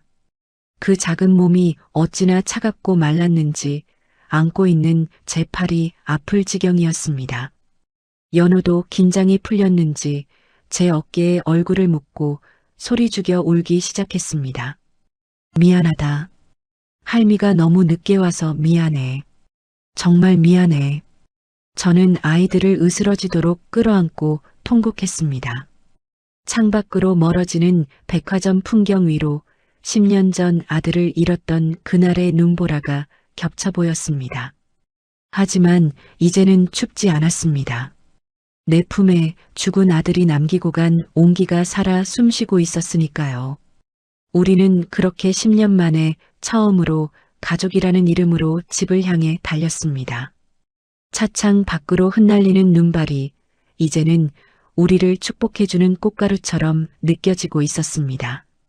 아이들을 태운 리무진이 저택의 육중한 철문을 통과해 현관 앞에 멈춰 섰습니다. 차에서 내린 아이들은 제 집의 위용에 압도된 듯 입을 다물지 못했습니다. 화려한 조명이 쏟아지는 대리석 기둥과 끝도 없이 펼쳐진 정원. 10년 전 아들 민우가 그토록 답답해하며 벗어나고 싶어 했던 이 거대한 집이 오늘따라 유난히 더 차갑고 거대하게 느껴졌습니다. 들어가자. 여기가 너희 집이야. 제가 아이들의 등을 가볍게 떠밀었지만 아이들은 현관 앞 계단에서 쭈뼛거라며 발을 떼지 못했습니다. 며칠을 눈비 맞으며 돌아다녀 흙탕물로 범벅이 된 자신들의 낡은 운동화와 거울처럼 반짝이는 현관 바닥을 번갈아 쳐다보더군요. 혹시라도 더러운 흙이 묻을까봐 겁을 먹은 것이었습니다. 그 모습에 가슴 한구석이 욱신거렸습니다. 괜찮다. 더러워지면 닦으면 되지. 어서 들어오렴. 제가 아이들의 손을 잡아 끌고 안으로 들어섰습니다. 난생 처음 밟아보는 폭신한 양탄자의 감촉에 아이들은 놀란 토끼 눈을 하고 두리번거렸습니다. 집안의 온기는 따뜻했지만 아이들의 긴장한 어깨는 여전히 딱딱하게 굳어 있었습니다. 김 실장, 가정부들 다 퇴근시키세요. 오늘 밤은 우리끼리만 있을 겁니다. 네. 하지만 회장님, 식사 준비랑 아이들 시중은 내가 한다고 했잖아. 다 나가라고 해. 비서실장을 내보낸 후 저는 아이들을 욕실로 데려갔습니다. 연우는 혼자 씻을 수 있지? 저쪽 욕실에서 씻고 나오렴. 갈아입을 옷은 문 앞에 두마. 연서는 할미랑 같이 씻자. 연우가 쭈뼛거리며 욕실로 들어가자 저는 연서를 데리고 제 침실에 딸린 안방 욕실로 들어갔습니다. 따뜻한 물을 욕조 가득 받아놓고 아이의 낡은 패딩 점퍼를 벗겼습니다. 지퍼가 고장나 옷핀으로 겨우 여며놓은 옷을 벗겨내자 꼬질꼬질한 티셔츠가 나왔습니다. 그리고 그 티셔츠마저 벗겨낸 순간 저는 입을 틀어막고 주저앉을 뻔했습니다. 아, 비명조차 나오지 않았습니다. 10살이라곤 믿기지 않을 만큼 앙상한 몸. 갈비뼈가 훤히 드러난 가슴팍은 숨을 쉴 때마다 위태롭게 오르내리고 있었고 등 뒤에는 시퍼런 멍 자국이 지도처럼 얼룩덜룩하게 퍼져 있었습니다. 하지만 저를 정말로 무너뜨린 건 아이의 어깨와 허벅지 안쪽에 남아있는 동그란 흉터들이었습니다. 그건 불에 댄 자국이었습니다. 박기태, 그 인간 말종이 담뱃불로 지진 흔적이 분명했습니다. 아프지. 많이 아팠지. 떨리는 손으로 아이의 흉터를 어루만지자 연서가 움찔하며 몸을 떨었습니다. 괜찮아요. 이제 다 나아서 안 아파요, 할머니. 아이는 제 걱정을 덜어주려는 듯 애써 웃어 보였습니다. 그 의젓함이, 그 말라비틀어진 미소가 제 가슴을 후벼 팠습니다. 차오르는 눈물을 들키지 않으려 저는 얼른 샤워기를 틀었습니다. 쏟아지는 물소리에 제 흐느낌을 감추며 저는 아이의 몸을 씻기기 시작했습니다. 최고급 비누 거품을 내어 아이의 몸을 닦아주는데 살점이 너무 없어 뼈가 손에 걸렸습니다. 내 손주가 짐승만도 못한 놈한테 학대당하며 밥도 못 먹고 지내는 동안 나는 매일 밤 최고급 안주에 위스키를 마시며 신세 한탄이나 하고 있었구나. 죄책감이 목을 조려와 숨을 쉬기가 힘들었습니다. 목욕을 마친 연서에게 수건을 감싸주고 드레스룸 깊숙한 곳에서 옷 한 벌을 꺼냈습니다. 죽은 아들 민우가 어릴 때 입었던 제가 차마 버리지 못하고 간직해둔 실내복이었습니다. 헐렁한 옷을 입은 연서의 모습에서 어린 시절 민우의 모습이 겹쳐 보여 저는 잠시 벽을 짚고 현기증을 달래야 했습니다. 씻고 나온 연호에게도 아들의 옷을 입혔습니다. 말끔해진 두 아이를 식탁에 앉혀두고 저는 팔을 걷어붙였습니다. 배고프지? 할미가 맛있는 거 해줄게. 조금만 기다려. 저는 평생 주방 근처에도 가지 않았던 사람이었습니다. 요리는 가정부의 몫이었고 저는 그저 차려진 밥상에 수저만 들면 그만이었습니다. 하지만 오늘만큼은 남의 손을 빌릴 수 없었습니다. 내 손으로 지은 따뜻한 밥 한 끼를 먹이는 것, 그것이 제가 아이들에게 할 수 있는 첫 번째 속죄였습니다. 냉장고를 뒤져 최고급 한우를 꺼냈습니다. 서툰 칼질로 고기를 썰고 불려놓은 미역을 참기름에 달달 볶았습니다. 쌀을 씻는 제 손은 물에 젖어 차가웠지만 가슴속은 펄펄 끓는 용광로 같았습니다. 전기밥솥에서 증기가 뿜어져 나오며 구수한 밥 냄새가 넓은 주방을 채우기 시작했습니다. 그 냄새가 10년 동안 이 집을 지배해 온 차가운 고독을 밀어내는 것 같았습니다. 1시간 뒤 식탁 위에는 김이 모락모락 나는 흰 쌀밥과 고기가 잔뜩 들어간 미역국, 그리고 아이들이 좋아할 만한 반찬들이 가득 차려졌습니다. 자, 어서 먹어라. 많이 먹어. 제 말이 떨어지기가 무섭게 아이들은 숟가락을 들었습니다. 처음에는 눈치를 보며 쭈뼛거리던 아이들이 밥 한 숟가락을 입에 넣자마자 걸신 들린 듯 허검지겁 먹기 시작했습니다. 씹지도 않고 삼키는 것 같았습니다. 4,500원짜리 떡볶이 국물에 밥을 비벼 먹으며 줄인 배를 채웠을 아이들입니다. 그동안 얼마나 배가 고팠을까, 얼마나 따뜻한 밥이 그리웠을까. 천천히 먹어. 체한다. 밥은 많아. 더 줄 테니까 천천히. 제가 국그릇에 고기를 더 얹어주며 말했지만 아이들의 숟가락질은 멈출 줄 몰랐습니다. 입안 가득 밥을 물고 오물거리는 연호의 볼이 다람쥐처럼 부풀어 올랐습니다.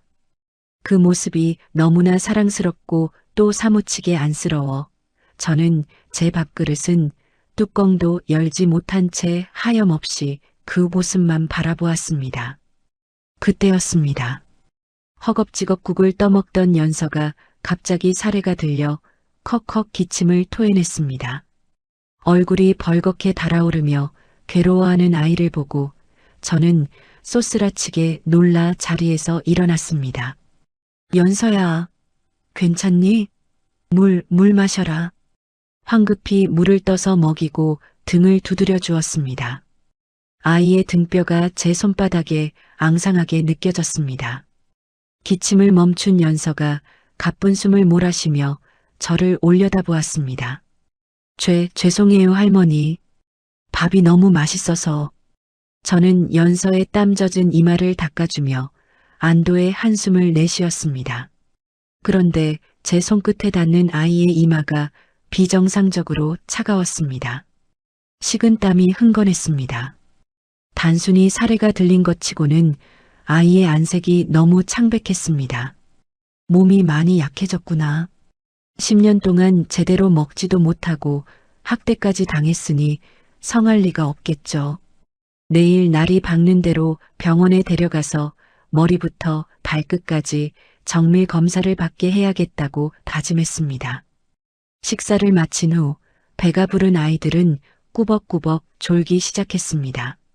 저는 아이들을 안방 침대에 나란히 눕히고 이불을 덮어주었습니다. 폭신한 오리털 이불 속으로 파고드는 아이들의 얼굴이 천사처럼 평온해 보였습니다. 10년 만에 처음으로 푹신한 곳에서 잠들 아이들을 보며 저는 스탠드 불빛을 낮췄습니다. 아이들이 잠든 것을 확인한 후 저는 거실 벽난로 앞으로 나왔습니다. 타닥타닥 타오르는 장작불 앞에 앉아 품속에 넣어두었던 며느리의 낡은 수첩을 다시 꺼냈습니다. 어머님, 저 믿더라도 우리 연서는 미워하지 말아주세요. 지은이가 남긴 마지막 당부를 손끝으로 쓸어내렸습니다. 미워하다니. 어떻게 미워하겠니? 내 목숨보다 귀한 핏줄인데. 저는 자리에서 일어나 장식장으로 향했습니다. 그곳에는 10년 전 제가 찢어버리려다 참아 버리지 못하고 서랍 깊숙한 곳에 처박아 두었던 아들의 결혼 사진이 있었습니다. 먼지 쌓인 앨범을 꺼내 사진을 뺐습니다. 환하게 웃고 있는 민우와 수줍게 미소 짓는 지은이. 저는 그 사진을 꺼내 거실 정중앙 가장 잘 보이는 곳에 놓인 액자에 끼워 넣었습니다. 제 독사진이 있던 자리였습니다. 지은아, 내가 너무 늦었다. 미안하다. 사진 속 며느리의 얼굴을 어루만지며 저는 뒤늦은 사죄를 건넸습니다. 네가 목숨 걸고 지켜낸 이 아이들, 이제는 내가 지킬게. 내 남은 생을 다 바쳐서라도 이 아이들 눈에 다시는 눈물 흐리지 않게 하마. 악마 같은 박기태 놈한테서도 세상의 그 어떤 풍파에서도 내가 막아줄게. 저는 다시 침실로 들어갔습니다. 세상 모르고 잠든 쌍둥이의 머리맡에 앉아 아이들의 머리카락을 조심스럽게 쓸어 넘겼습니다. 잘 자라, 우리 강아지들. 잠결인지 연서가 몸을 뒤척이며 제 손을 잡았습니다. 그 작은 손을 마주 잡는 순간 10년 동안 제 가슴을 짓누르던 얼음덩어리가 녹아내리는 것 같았습니다. 오늘 밤은 독한 위스키 없이도 잠들 수 있을 것 같았습니다. 창밖에는 여전히 폭설이 내리고 있었지만 이 방 안만큼은 더없이 따뜻한 봄날이었습니다. 아이들이 저택으로 온 지 어느덧 한 달이 지났습니다. 적막강산 같았던 제 거대한 저택에는 10년 만에 비로소 사람 사는 온기가 돌기 시작했습니다. 삭막했던 대리석 바닥 위로 아이들의 발소리가 타닥타닥 울려 퍼질 때마다 죽어있던 집이 숨을 쉬는 것 같았습니다. 꼬질꼬질하고 앙상했던 아이들의 얼굴에는 보기 좋게 살이 통통하게 올랐고 핏기 없이 창백했던 볼에는 복숭아 같은 홍조가 돌았습니다. 할머니, 다녀오겠습니다. 이따 봐요. 아침마다 현관에서 배꼽 인사를 하고 학교에 가는 아이들의 뒷모습을 보는 것이 제 삶의 유일한 낙이 되었습니다. 텅 비어있던 냉장고는 아이들이 좋아하는 아이스크림과 과일로 가득 채워졌고 술병과 잿더리가 나뒹굴던 거실 테이블에는 아이들이 서툰 솜씨로 그린 그림과 숙제 공책들이 어지럽게 놓였습니다. 저는 더 이상 밤마다 습관처럼 마시던 독한 위스키를 찾지 않았습니다. 방문 틈으로 들려오는 아이들의 고른 숨소리가 그 어떤 수면제보다 달콤했으니까요. 그날은 유난히 햇살이 따사로운 오후였습니다. 학교에서 돌아온 아이들이 정원에서 골든 리트리버 강아지와 공놀이를 하고 있었습니다. 저는 테라스 의자에 앉아 따뜻한 홍차를 마시며 그 평화로운 풍경을 눈에 담고 있었죠. 까르르 넘어가는 연서의 웃음소리가 봄바람처럼 제 귓가를 간지럽혔습니다. 오빠, 나 잡아봐라. 메롱. 연서가 강아지를 안고 잔디밭을 가로질러 뛰어갔습니다. 바람에 날리는 아이의 머리카락과 해맑은 미소가 어찌나 예쁜지 입가에 절로 미소가 지어졌습니다. 이제야 행복이 찾아왔구나. 남은 생은 이렇게만 살면 여한이 없겠다. 그런 안일한 생각을 하며 찻잔을 들어 올리던 순간이었습니다.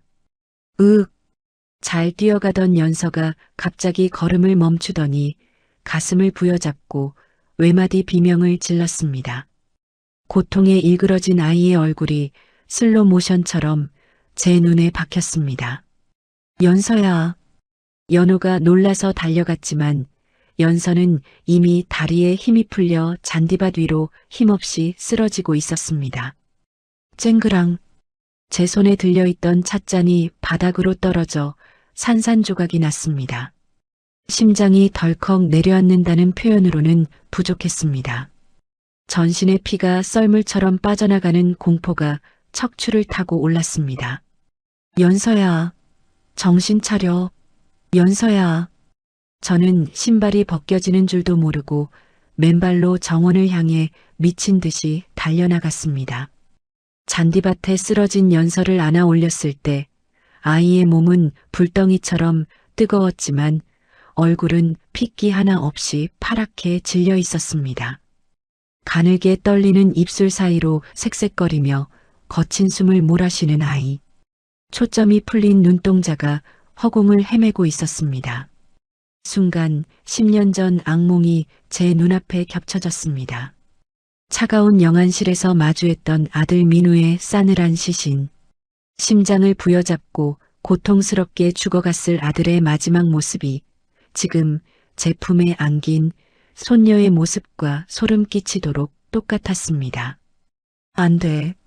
안 된다, 아가. 눈 좀 떠봐. 제발. 할미 두고 가면 안 돼.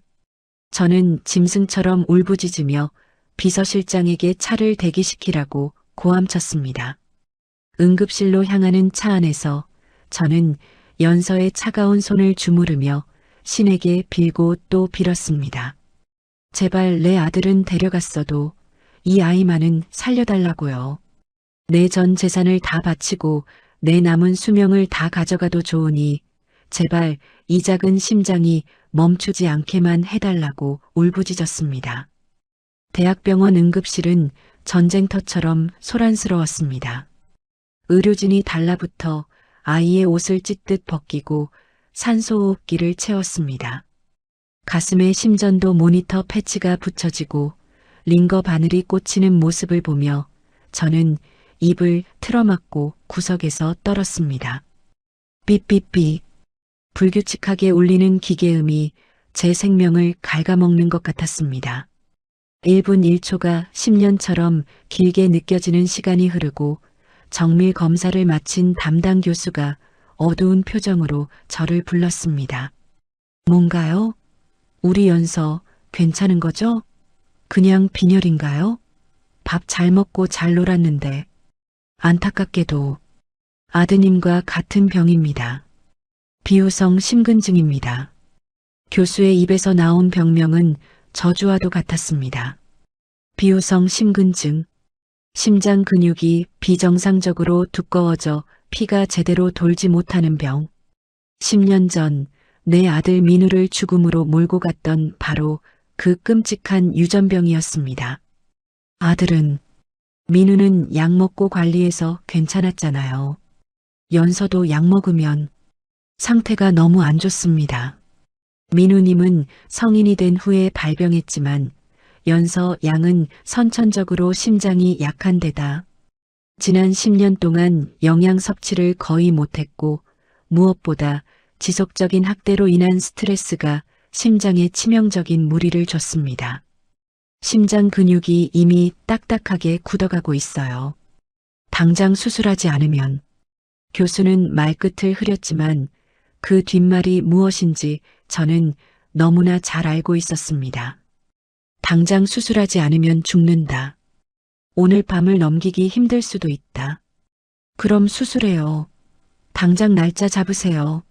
돈은 얼마든지 낼 테니까 대한민국에서 제일 좋은 장비, 제일 좋은 약 다 써서 수술하란 말입니다. 병원을 통째로 사서라도 살려내요. 제가 표독스럽게 소리쳤지만 교수는 곤란한 표정으로 고개를 저으며 한숨을 쉬었습니다. 그게 쉽지가 않습니다. 환자가 너무 어리고 쇠약해서 수술을 버틸 체력이 안 됩니다. 개용 수술을 하다가 테이블에서 사망할 확률이 90%가 넘어요. 국내에선 이 정도 난이도의 소아 심장 수술을 집도할 수 있는 의사가 거의 없습니다. 다들 책임지기 싫어서 꺼리는 상황입니다. 실패하면 죽는다. 그리고 그 책임을 지고 싶지 않아서 의사들이 수술을 거부하고 있다. 그것이 냉혹한 현실이었습니다.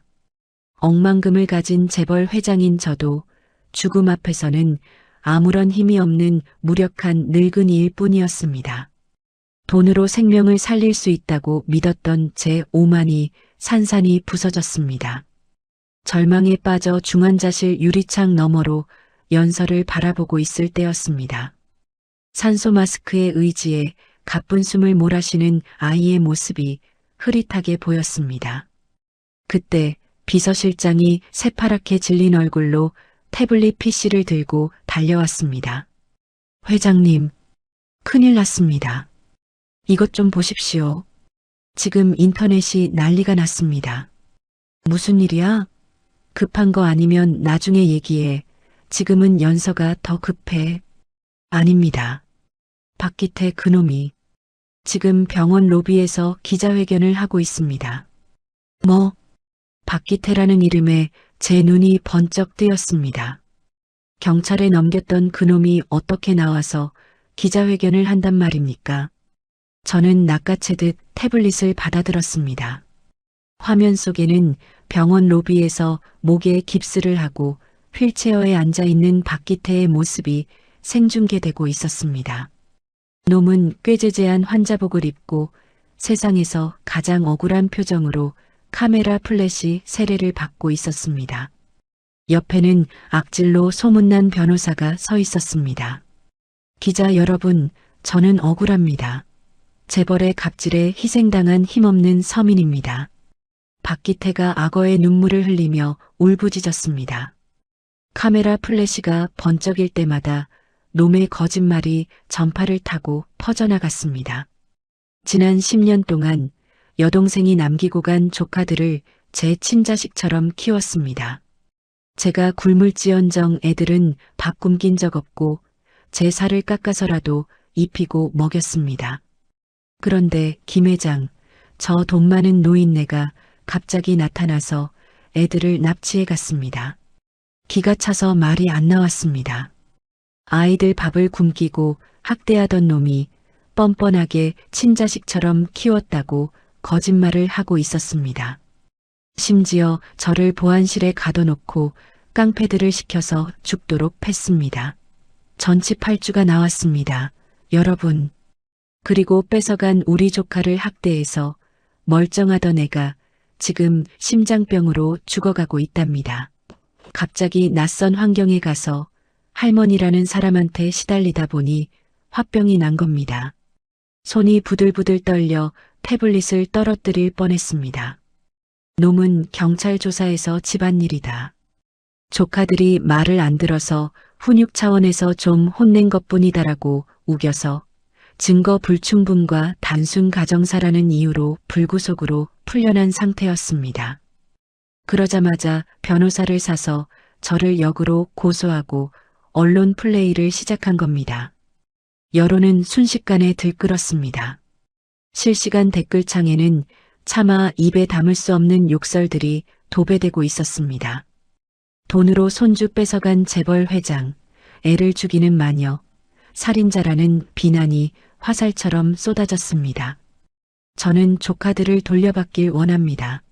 그리고 제 억울함을 풀기 위해 김 회장을 아동학대 및 특수폭행, 감금치상 혐의로 고소하겠습니다. 박기태가 카메라를 향해 삿대질하며 소리쳤습니다. 놈의 눈은 웃고 있었습니다. 어때? 돈 많은 네가 이기나 잃을 거 없는 내가 이기나 해보자는 식의 비열한 조소였습니다. 태블릿을 든 제 손에 힘이 들어갔습니다. 액정 화면이 쩍하고 갈라졌습니다. 회장님, 지금 기자들이 병원으로 몰려오고 있습니다. 일단 피하셔야. 비서실장이 다급하게 말했지만 저는 움직일 수가 없었습니다. 안에서는 하나뿐인 손녀가 죽어가고 있고 밖에서는 저를 매장하려는 하이에나들이 득실거리고 있었습니다. 그야말로 사면초가였습니다. 저는 유리창 너머 작은 몸으로 생사의 고비를 넘고 있는 연서를 바라보았습니다. 저 작고 여린 것이 무슨 죄가 있다고. 어미 아비 없이 10년을 고통받다. 이제 겨우 따뜻한 밥 먹고 웃기 시작했는데 왜 세상은 이 아이에게만 이토록 가혹한 걸까요? 할머니, 무서워요. 살려주세요. 연서의 환청이 들리는 것 같았습니다.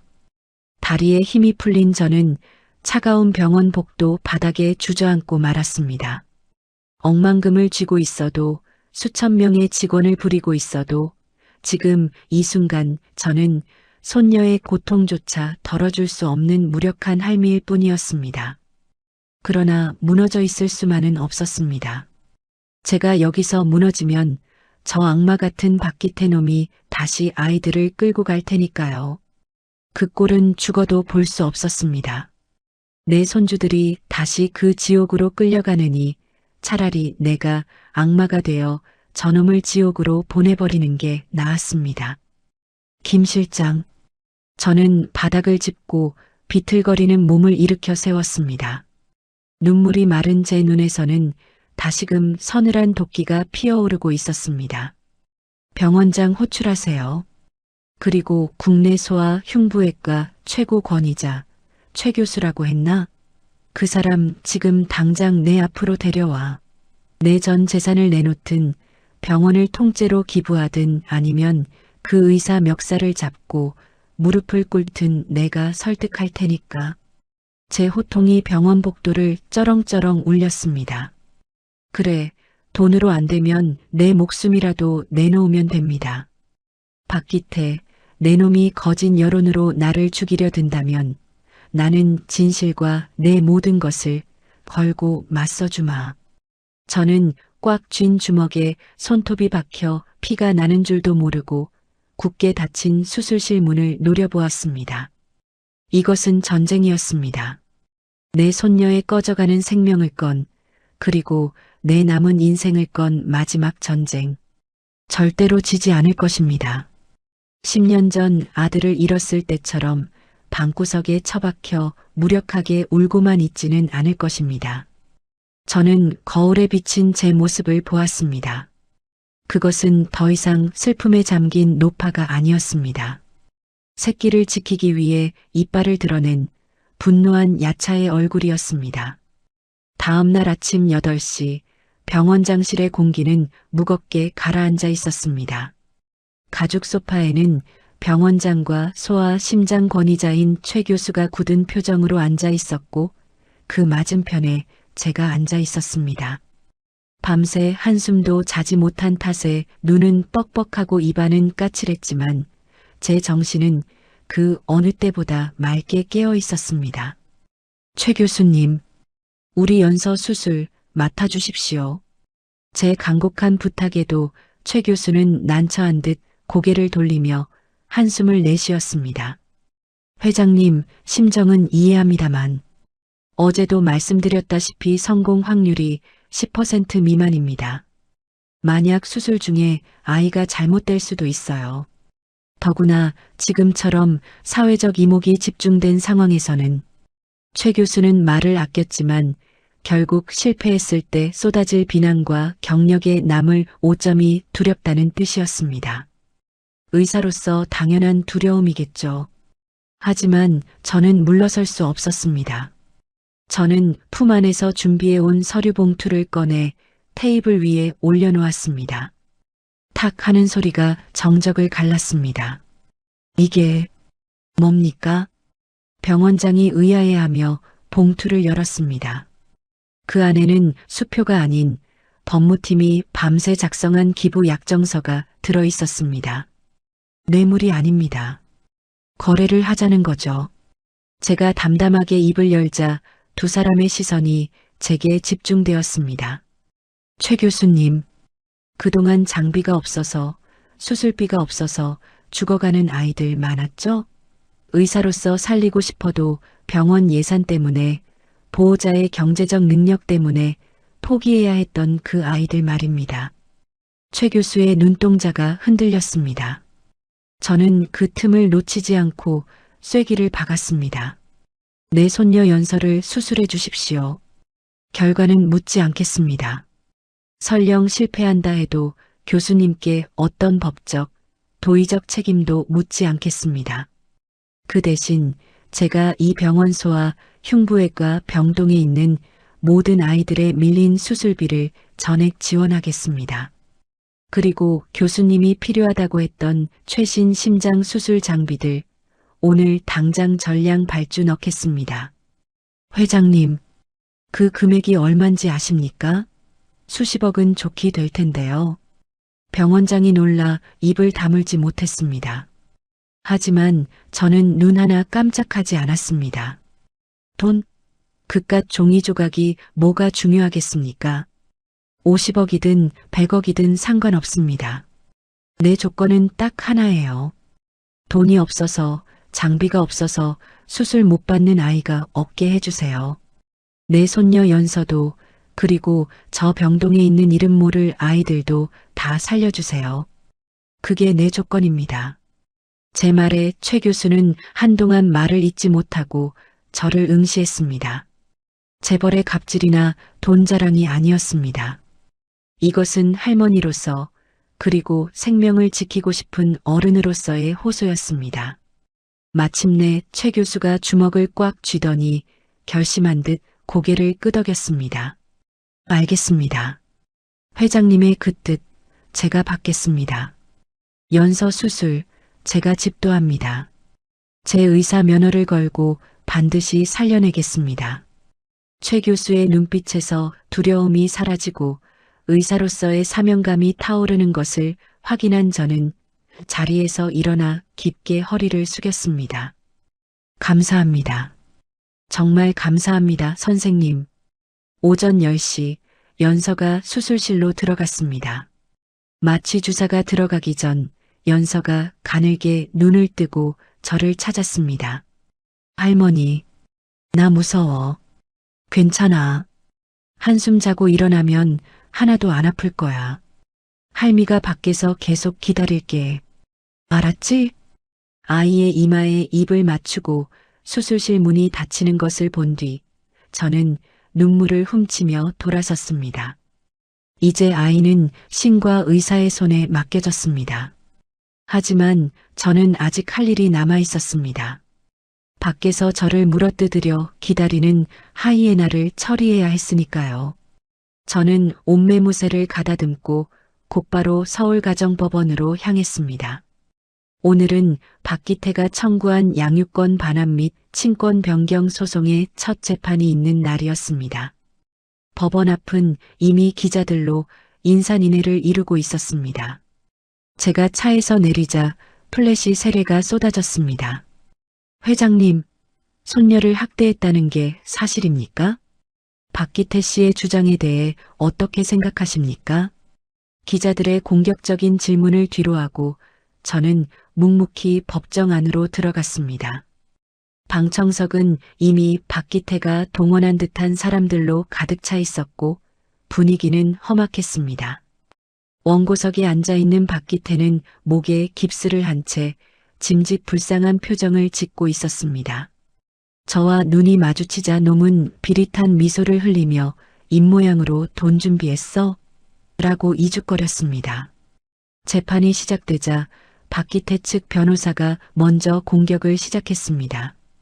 그는 제가 과거 며느리를 내쫓았던 비정한 시어머니라는 점을 집요하게 파고들었습니다.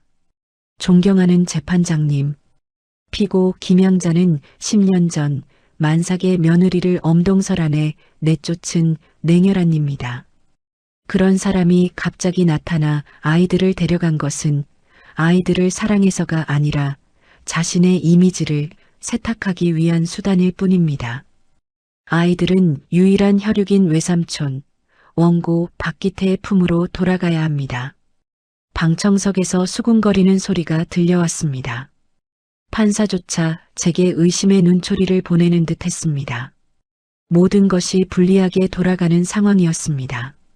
하지만 저는 당황하지 않았습니다. 변호인단에게 눈짓을 보내자 우리 측 변호사가 자리에서 일어났습니다.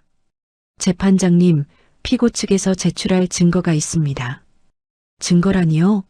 사전에 제출되지 않은 자료입니까? 사안이 시급하여 지금 공개합니다.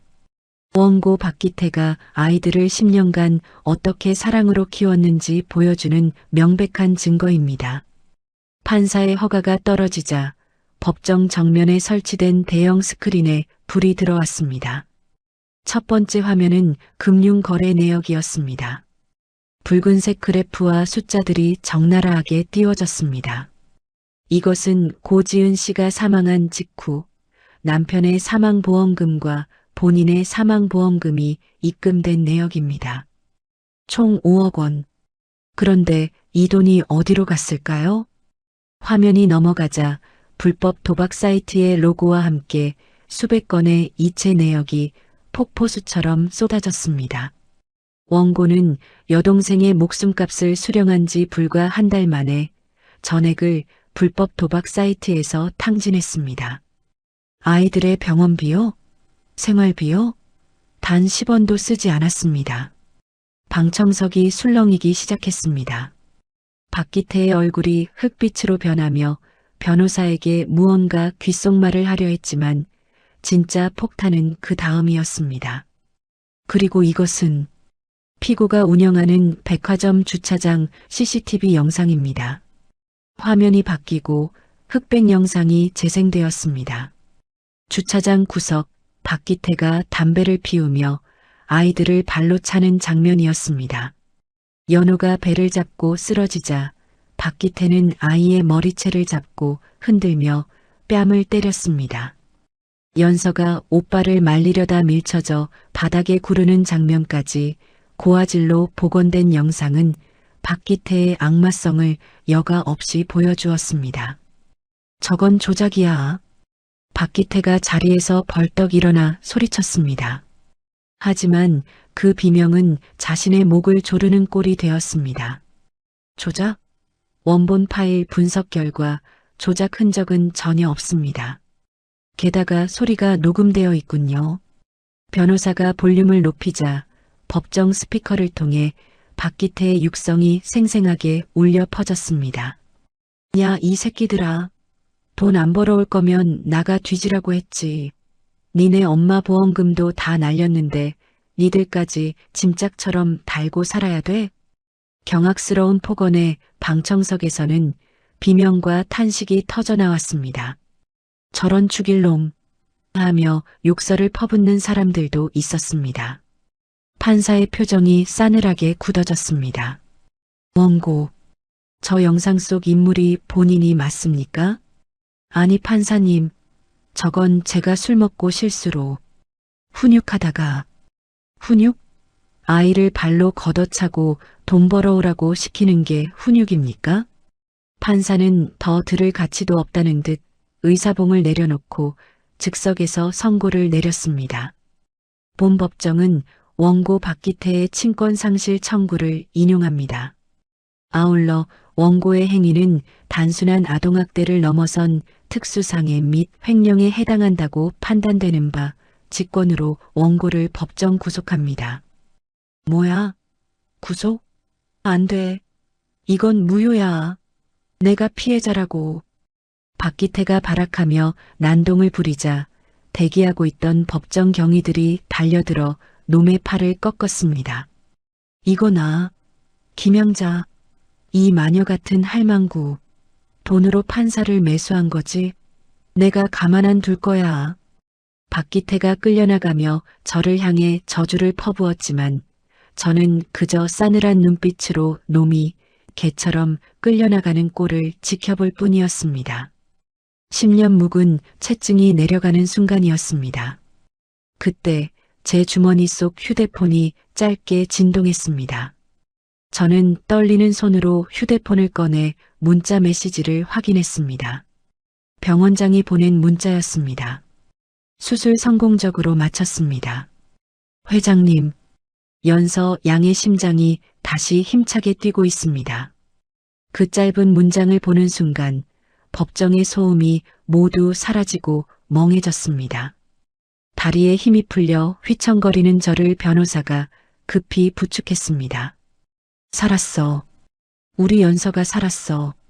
참았던 눈물이 볼을 타고 흘러내렸습니다. 박기태를 구속시켰을 때도 나오지 않던 눈물이었습니다. 저는 변호사의 손을 잡고 엉엉 울었습니다. 재판에 이긴 기쁨보다 내 손녀가 살았다는 안도감이 저를 무너뜨렸습니다. 법정 밖으로 나오자 상황이 반전된 것을 눈치챈 기자들이 다시 벌떼처럼 몰려들었습니다. 아까와는 달리 질문의 톤이 바뀌어 있었습니다. 회장님, 박기태 씨의 학대 사실을 알고 계셨습니까? 손녀분의 수술 결과는 어떻습니까? 저는 쏟아지는 마이크 앞에서 눈물을 닦고 카메라를 똑바로 응시했습니다. 더 이상 숨을 이유도 피할 이유도 없었습니다. 한 가지만 말씀드리겠습니다. 내 핏줄, 내 손주 건드리는 자는 그게 누구든 끝까지 쫓아가 응징할 겁니다. 내 전 재산을 걸고서라도 지킬 겁니다. 그게 10년 전 아들을 지키지 못한 이 못난 어미의 마지막 속죄입니다. 짧은 인터뷰를 남기고 저는 대기 중인 차에 올랐습니다. 차 문이 닫히자마자 등받이에 몸을 기대며 깊은 숨을 토해냈습니다. 창밖으로 눈부신 햇살이 쏟아지고 있었습니다. 연서가 쓰러졌던 그날의 잔디밭을 비추던 햇살과는 다른 따뜻하고 희망찬 빛이었습니다. 병원으로 가자. 내 새끼 보러 가야지. 기사에게 행선지를 말하는 제 목소리는 지쳐 있었지만 그 어느 때보다 힘이 실려 있었습니다. 이제 정말로 끝났습니다. 그리고 이제 정말로 시작이었습니다. 계절이 4번 바뀌고 다시 세상에 따스한 바람이 불어오기 시작했습니다. 10년 전 제 아들을 삼켜버렸던 그 지독한 폭설도 제 가슴 속에 꽝꽝 얼어붙어 있던 죄책감의 빙하도 시간이라는 햇살 아래 조금씩 녹아내리고 있었습니다. 1년이라는 시간은 참으로 많은 것을 바꿔놓았습니다.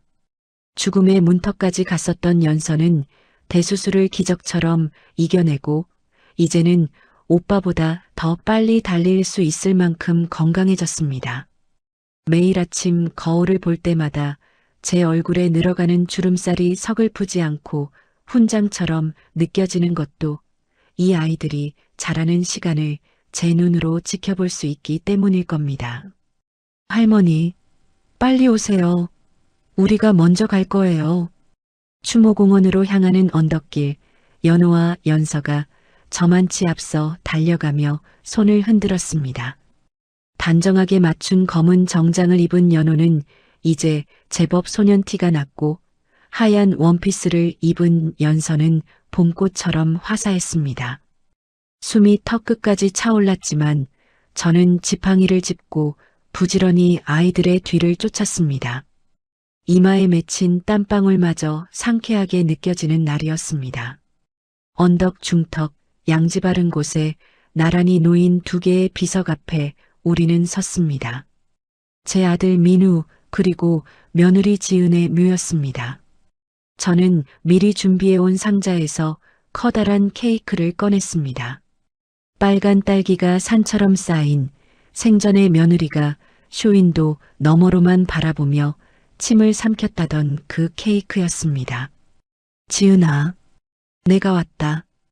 애들도 왔어. 묘비 앞에 케이크를 내려놓는데 손끝이 파르르 떨렸습니다.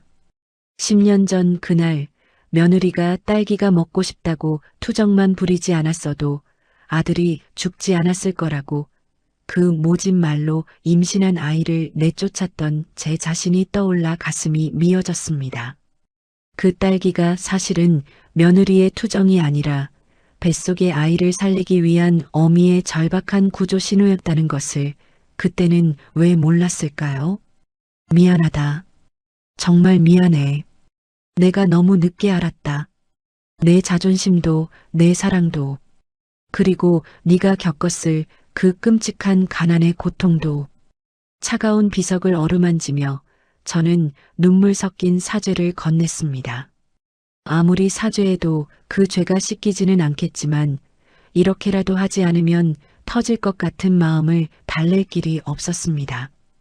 그때 묵묵히 서 있던 연호가 주머니에서 무언가를 꺼냈습니다. 햇빛을 받아 검게 번들거리는 그것, 바로 아빠가 남기고 엄마가 지켜낸 블랙카드였습니다. 10년의 세월 동안 며느리의 지갑 속에서 그리고 아이들의 품속에서 단 한 번도 긁히지 않고 버텨온 인내의 상징. 연호는 묘비 옆에 흙을 맨손으로 파내기 시작했습니다. 연호야, 뭐하니? 이거 이제 엄마한테 돌려주려고요. 엄마가 이거 지키느라 너무 고생했으니까. 이제 아빠 만나서 맛있는 거 많이 사 먹으라고요. 아이의 기특한 생각에 코끝이 찡해졌습니다. 연호는 카드를 깊이 묻고 흙을 토닥여 주었습니다. 그것은 단순히 플라스틱 카드를 묻는 행위가 아니었습니다. 지난 10년 동안 이 가족을 짓눌러 왔던 가난과 비극, 그리고 무거운 짐을 이제 그만 내려놓겠다는 의식과도 같았습니다. 옆에 있던 연서가 오빠의 흙투성이 손을 잡아주며 묘비를 향해 방긋 웃었습니다. 엄마, 아빠, 이제 돈 걱정하지 마세요. 그리고 우리 걱정도 하지 마세요. 할머니가 우리 평생 지켜주신대요. 우리 할머니 짱 부자인 거 알죠? 그러니까 거기서는 아프지 말고 행복해야 해요. 아이의 천진난만한 말에 묘소 주변으로 따뜻한 바람이 훅 불어왔습니다. 마치 아들과 며느리가 고마워요, 어머니. 이제 안심이에요. 라고 속삭이며 제 볼을 어루만지는 것 같았습니다. 보이지 않는 손길이 우리 셋을 포근하게 감싸 안는 느낌에 저는 하염없이 눈물을 흘리면서도 환하게 웃을 수 있었습니다. 그래, 걱정 마라. 내 목숨이 붙어 있는 한 이 아이들 눈에서 눈물 한 방울도 안 나게 할 거다. 내가 다 막아줄게. 우리는 한참 동안 묘비 앞을 떠나지 못했습니다. 바람이 전해주는 아들과 며느리의 온기를 느끼며 우리는 서로의 손을 꽉 잡았습니다. 죽음이 갈라놓은 가족이 사랑과 용서로 다시 하나가 되는 순간이었습니다. 산을 내려오는 길, 아이들의 발걸음은 올라올 때보다 훨씬 가벼워 보였습니다. 할머니, 오늘 저녁은 뭐예요? 연서가 제 팔에 매달리며 물었습니다. 글쎄다. 우리 연서가 먹고 싶은 거 다 해주지. 저는 갈비찜이요. 할머니가 해준 갈비찜이 세상에서 제일 맛있어요. 저도요. 밤이랑 대추 많이 넣어서요. 연호까지 거들자 저는 고개를 끄덕였습니다. 평생 주방 근처에도 안 가던 제가 이제는 손주들 먹일 생각에 요리책을 뒤적거리는 꼴이라니. 비서실장이 보면 웃을 일이겠지만 저는 이 변화가 싫지 않았습니다. 아니, 사무치게 좋았습니다. 집으로 돌아온 저는 곧바로 앞치마를 둘렀습니다. 핏물을 뺀 고기를 양념에 재우고 냄비에서 보글보글 끓어오르는 소리를 듣고 있자니 집 안가득 구수한 냄새가 퍼져나갔습니다. 1년 전만 해도 이 넓은 집을 채우던 건 차가운 정막과 독한 위스키 냄새뿐이었는데 이제는 사람 사는 냄새와 아이들의 웃음소리가 그 자리를 대신하고 있습니다. 식탁에 둘러앉아 아이들이 밥을 먹는 모습을 지켜보았습니다. 오물오물 잘도 먹는 입모양, 웃을 때 반달처럼 휘어지는 눈매, 영락없는 내 아들 민우의 모습이었습니다. 할머니도 드세요. 하세요. 연서가 고기 한 점을 집어 제 입에 넣어 주었습니다. 질길 줄 알았던 고기가 입안에서 사르르 녹아내렸습니다. 그 어떤 산의 진미보다 달콤하고 고소한 행복의 맛이었습니다. 저녁 식사를 마친 후 우리는 거실 소파에 나란히 앉았습니다. 거실 벽면 한가운데에는 대형 가족 사진이 걸려 있었습니다. 전문가에게 의뢰에 합성한 사진이었지만 솜씨가 좋아 마치 진짜로 함께 찍은 것처럼 자연스러웠습니다.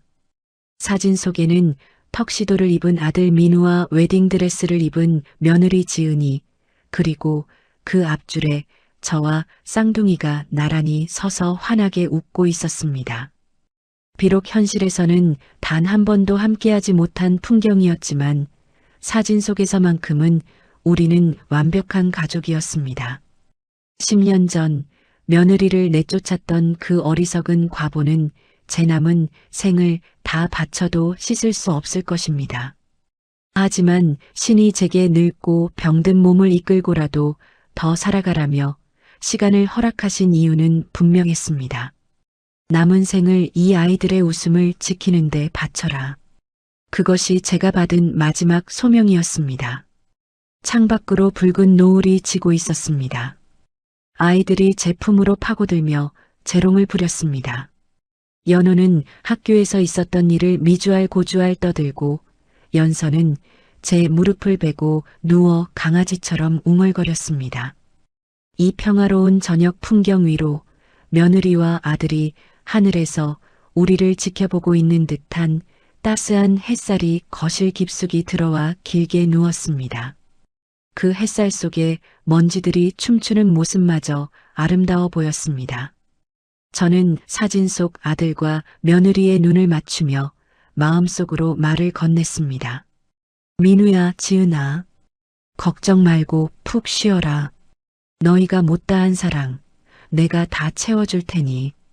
그리고 카메라를 응시하는 렌즈 너머, 어쩌면 이 이야기를 듣고 있을 누군가를 향해 나직이 독백을 남겼습니다. 내 인생에 남은 시간은 덤이 아닙니다. 너희가 주고 간 세상에서 가장 아름다운 선물입니다. 저는 아이들의 머리를 쓰다듬으며 눈을 감았습니다. 입가에 맴도는 미소가 제 파란만장했던 삶의 마지막 페이지를 따뜻하게 덮어주고 있었습니다. 이것으로 충분했습니다. 더할 나위 없는 엔딩이었습니다. 긴 겨울밤 같았던 제 이야기가 드디어 끝이 났네요. 10년 전 폭설 속에 멈춰버렸던 제 인생의 시계바늘이 아이들을 만나고서야 비로소 다시 움직이기 시작했습니다.